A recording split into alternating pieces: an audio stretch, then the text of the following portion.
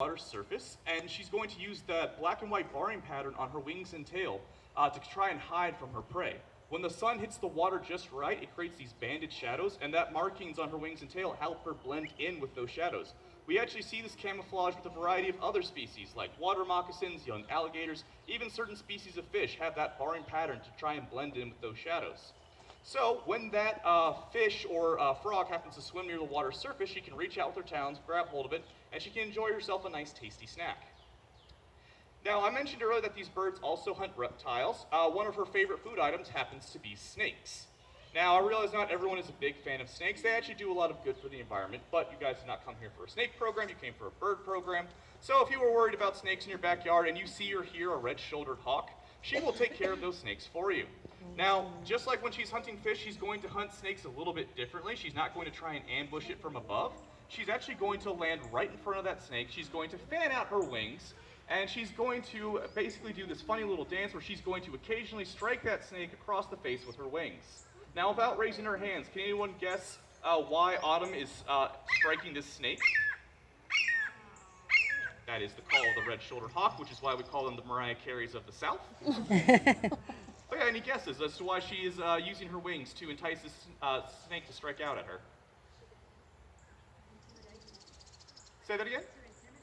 To intimidate? That's an excellent guess. It's actually quite the opposite. She's encouraging that snake to lash out at her because she doesn't know if that snake is venomous or not. They don't hand out field guides to these birds.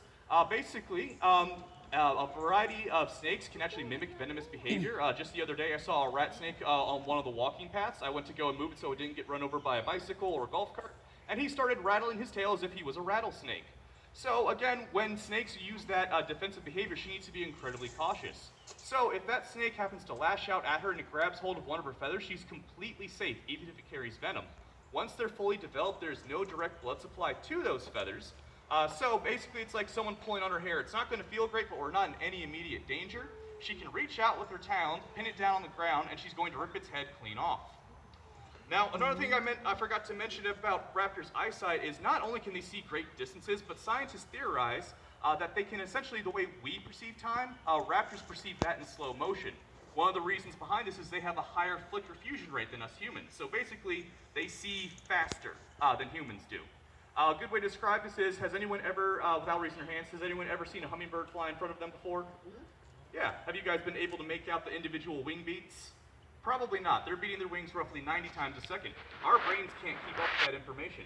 But for a bird like Autumn, she can see those individual wing beats. And so when that snake lashes out at her, she can telegraph it because it's moving in slow motion for her. She can reach out with her talons at the perfect time to subdue her prey. Now, I also mentioned that she removed that snake's head. Again, she doesn't know if it's venomous or not. And venom, it can be very dangerous, especially when ingested. That'd be a huge wasted effort if she accidentally swallowed those venom glands and got sick or possibly died. So she's going to eat the rest of the snake's body, which does not carry those venom glands, and then she doesn't have to worry about getting sick.